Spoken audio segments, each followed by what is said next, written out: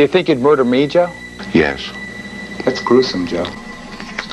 That's horrible. Yes, it is. And you don't blame me if I say I hope you never get out of this place. I hope I never do either. Joseph Kallinger was born in December 1935 in Philadelphia, Pennsylvania. He was born into a home where he found only misery, as his life was full of disputes, violence, alcohol, and drugs. His father abandoned the family, and his mother collapsed from anxiety and depression. Just 2 years later, he was put up for adoption and was adopted by 2 Austrian immigrants, Stefan and Anna Kallinger. At first glance, it seemed as if his life would become normal, but the exact opposite happened. He faced double the violence and harsh punishments that left an indelible mark on him.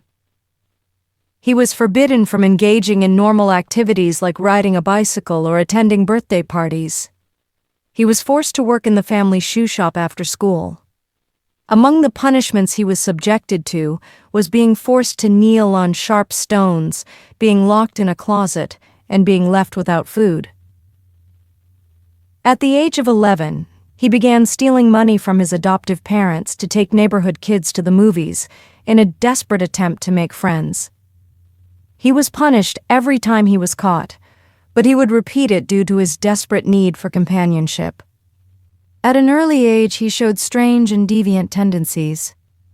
He would spy on others and kept a knife in photos of men and women. Voices began to whisper to him to hurt someone. He once tried to hurt a young boy, but got flustered, left him, and ran away. Although he did not harm the boy, his later victims were not so lucky. This was one of the first signs of a tragic journey where family neglect combined with cruelty and marginalization produced a contradictory personality torn between seeking acceptance and indulging in violence. Joseph tried to live a normal life. He dreamed of becoming a playwright. At the age of 15, he even participated in a Charles Dickens play, and it was there that he met his first love. His parents pressured him to leave her, but married her, and they had 2 children. They lived a happy period, but the effects of his childhood began to show. He started acting with cruelty and control like his adoptive parents. His wife found no solution but to leave him. After the divorce, he was hospitalized for the first time and was diagnosed with amnesia, sexual anxiety, and mild sadism. A few months later, he married again and had 5 children, but he repeated the violence, using the same methods of punishment he was subjected to in his childhood. He turned from a victim into an executioner. He became interested in fire and set fires in his home several times to get insurance money. These fires became so frequent that insurance companies began to make notes on his name in their files. After years of violence, 3 of his young children went to the police and reported everything. The police raided the house, and Kallinger denied all charges. Most strangely, his wife Elizabeth also denied the charges in his defense. The shoemaker was arrested and imprisoned. He underwent a new psychiatric evaluation where he was diagnosed with paranoid schizophrenia. Doctors recommended that he be transferred to a psychiatric hospital, but the court decided that he was fit to stand trial and sentenced him to about 1 year in prison. He did not complete the sentence and was released after a few months. He returned home, and his children were terrified of his return. To avoid the worst, they were forced to provide a written statement that they had fabricated everything. The court believed the statement and canceled the sentence and the criminal record, including the psychiatric treatment recommended by the doctors. This judicial decision was one of the most dangerous points of failure, as it allowed a mentally unstable person to be left without follow-up or treatment, which paved the way for subsequent crimes. A year later, Joseph suffered a psychotic breakdown. He began to hear a voice he called Charlie, which whispered to him to kill all of humanity. Although it was a huge task for one man, Joseph decided to follow the orders. He needed a trustworthy partner, so he chose his son, Michael. Michael was one of the children who had previously reported him to the police, but he was a victim of his father. After the sick request, the teenager said, "I'm glad I did that, Dad." And so Michael became an enthusiastic partner and assistant to his killer father. Their first victim was a young Puerto Rican boy. He was kidnapped and dragged into an abandoned factory where Joseph used him as a tool to teach Michael their new mission. The torture was slow and brutal, and after hours of suffering, the boy was killed. But the second crime was even more heinous. A few months later, Kallinger drowned his son Joey and threw his body among the ruins of a building. He waited a few weeks to report his disappearance. The police did not suspect him due to his lack of a criminal record. Investigators found the boy's body near the family home. Kallinger made a big mistake. He demanded a life insurance payout of $45,000 immediately after the child's death, knowing that the insurance policy had been issued shortly before the death. The insurance company suspected foul play and refused to pay the compensation, notifying the police. Investigations deepened, and despite the detectives' suspicions of the father's responsibility, they found no evidence linking him to the crime. When asked later, You murdered your own son? Yes, I did. Why did you do that? He was a sacrifice. I was to murder 3 million people on planet Earth. And he was a sacrifice to see if I could murder one of my own. At the end of murdering all the people on Earth, I was going to murder my own family and then take my own life and become God.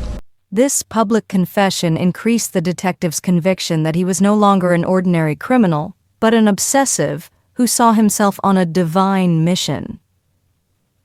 Joseph and Michael felt they were untouchable, so they began a systematic hunt for easy prey, especially young women in their homes.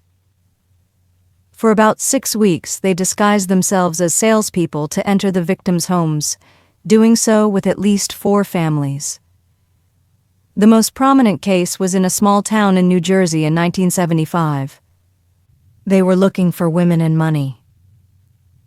When they knocked on the door, Dee, a woman in her 20s, opened it. She was with her son and grandmother. The rest of the family arrived one after another, the mother, the sister, and the brother-in-law. They were all locked in the basement, unable to defend themselves. While Michael was searching for money, Joseph committed heinous acts. The last to arrive was Maria Fashion, the nurse who was taking care of the grandmother. Although she didn't have to visit, she decided to stop by. When Joseph opened the door, he pushed her down the stairs and forced her to perform obscene acts. When the nurse refused, Joseph became enraged and, in a fit of rage, killed her. Screams filled the place, and one of the elderly women took the opportunity and escaped to alert the neighbors. When the police arrived, the perpetrators had fled.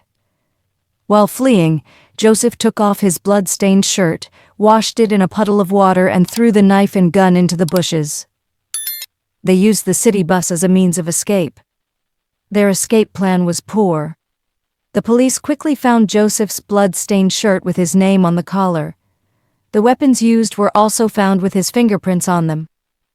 The investigative sketches matched the descriptions provided by witnesses. They did not bother to cover their faces. A few days later, Joseph and Michael were arrested. The biological evidence and witness testimonies were sufficient to convict them. In the trial, Joseph tried to exploit his psychological problems, claiming that the voice in his head, Charlie, whispered to him to kill all of humanity. He justified his actions by saying he was following that voice. Despite his diagnosis of schizophrenia, the jury considered him sane and he was sentenced to life in prison. The prosecution confirmed that mental illness does not justify the crime and that society needs to protect itself from people of this level of danger. When asked about the death penalty, he replied, What do you think of the death penalty? I'm opposed to it. The state has no right to take your life, but you can murder other people? I don't think anyone has a right to take a life. Except you?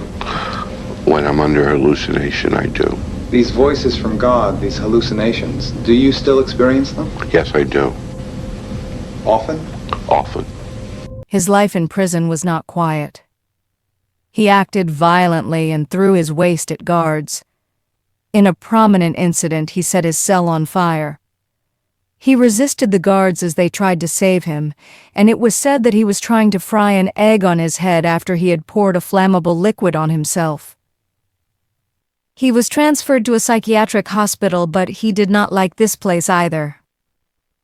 After additional incidents, he was transferred to a high-security sanatorium for mentally ill criminals. There, he acted as if he owned the place and cut another inmate's throat with a blade, inflicting a severe injury on him. Joseph Kallinger died in 1996 of heart failure after 20 years in prison. His last words were, And despite God's promise that I would become God, today I am not God. All I am is a mental patient outside the world that fueled my rage. His last words highlighted that he continued to see himself as a victim until the end, refusing to admit his true responsibility. As for his young partner, his son Michael, it was proven that he acted under his father's coercion. He was sent to a reformatory and was released at the age of 21, given a new identity, and disappeared. No one knows his whereabouts now. And his story remains a mystery. Did he integrate into society with his new identity? Or did he still carry the scars of the past within him? No one knows. I'm a patient person, got a good listening ear, and try to help people. You're patient, with a good ear, and you try to help people. Yes. When you're not trying to murder them. Yes. Do you ever feel violent? Yes, I do. What do you feel like doing? Killing people. You still feel like killing people? Yes. Describe the feeling that you get when you feel like killing people. Well, last March 11th, I was hallucinating, and I took a razor blade and I cut a man's throat. Here in the hospital? Here in the hospital. Was Joseph Kallinger only a criminal? Or was he a victim long before he became a killer? If you were the judge, what sentence would you give him? Every case leaves behind more than just evidence. It leaves questions. Some will never be answered, but we'll keep looking. This was Crimes Cams. More cases, more questions, more truth coming soon. Until next time, stay curious and stay safe.